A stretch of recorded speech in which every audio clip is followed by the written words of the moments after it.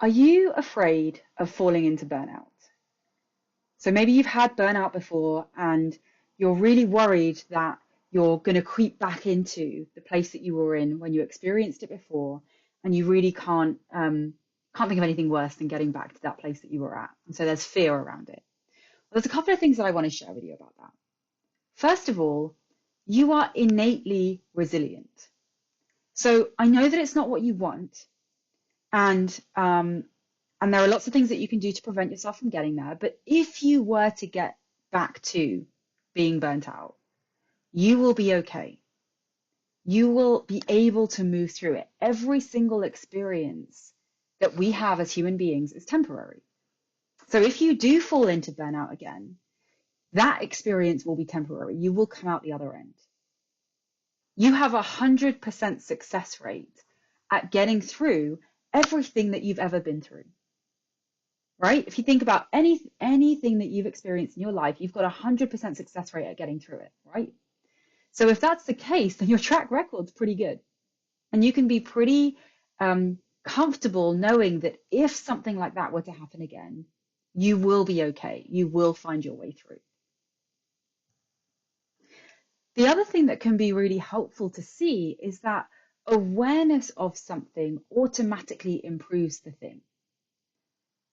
So the fact that you're even clicking on this video, thinking about burnout and kind of thinking about whether you might be falling back into it or the potential of that, it means that you're aware.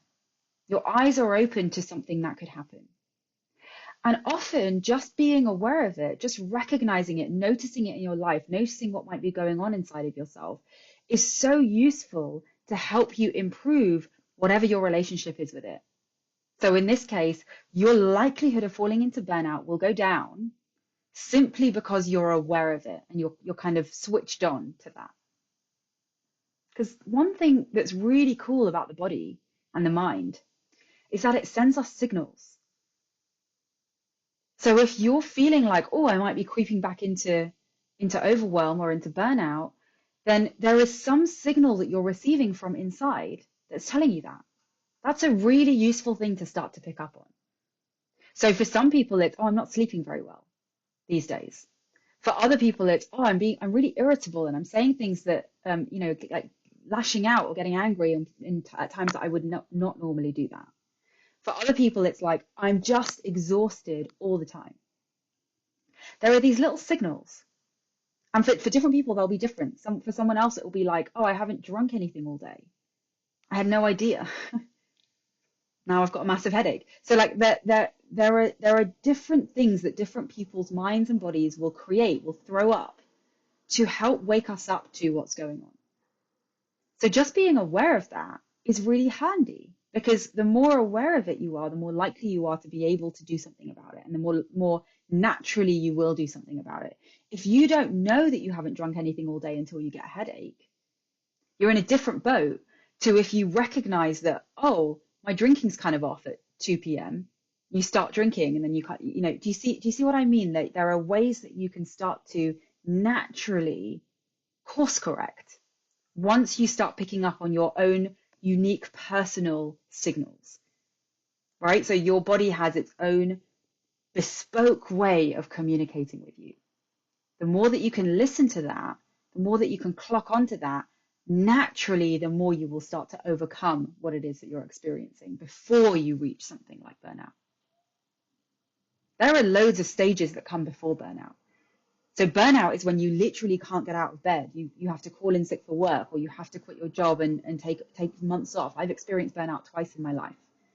And both times I left my job and I probably spent a couple of months really just not being able to do anything, really just recovering. That's burnout. That's that stage. The stage before that is, we might call it different things, but overwhelm, the kind of general feeling of being overwhelmed, and then stress maybe comes before that. Different words, different people. It doesn't really matter what words you use to describe it. Usually, when we're creeping up that spectrum, up that scale towards burnout, it tends to be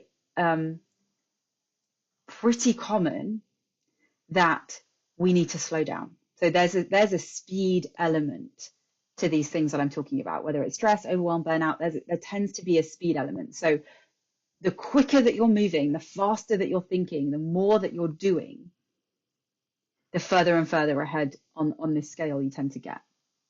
So a really, really great reminder for yourself, if you're worried about burnout, whether it's the first time or going back into it, is slow down. Slow down. That will mean different things depending on where you're at. So slow down might mean take some things off the calendar, cancel some social plans. Slowing down might be reduce your workload at work. I know that that's often easier said than done. Have conversations about it with your manager, with your colleagues. Allow yourself to be open that, hey, there's too much on my plate. Whatever works for you. This is not prescriptive. This is looking inwards. This is an invitation to look inwards within yourself and think, okay, what could work for me? Get reflective, sit for 5 minutes in meditation, go for a walk, whatever is required for you to get a little bit reflective enough to ask yourself and hear the answer. What does slowing down look like for me? What's my unique cookie cutter version of slowing down? For someone else, it might be, I need to slow down inside of here. So for me personally, when I'm feeling stressed or overwhelmed, it's usually because I've got a really sped up mind. I've got a lot going on inside of my mind, and it's overwhelming, right? It's like there's too much, it's chaos. It's like my mind is a washing machine, and I'm just in there churning constantly. That's a sign for me. It's like, whoo, wake up, something's going on here. The slowing down for me in those cases looks like taking things off my mind, even if it's temporarily, allowing myself to take something off my mind.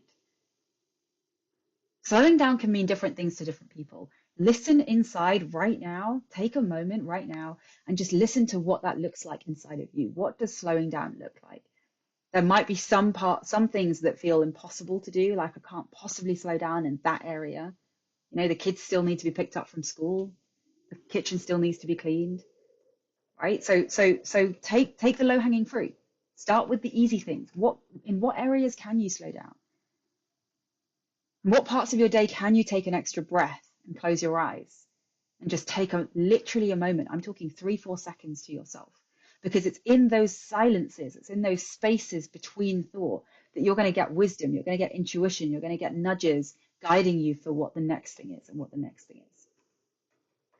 I hope that's helpful, and all the best.